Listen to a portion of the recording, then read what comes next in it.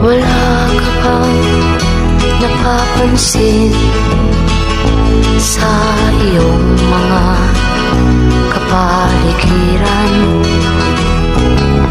Kay dumi na ng hangin, pati na ang mga ilog natin.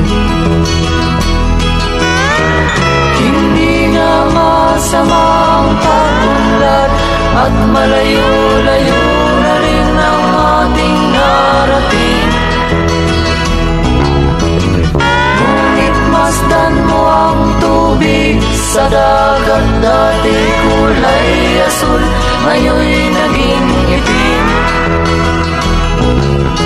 Ang mga duming ating ikinalat sa hangin, sa langit, huwag na nating paabutin.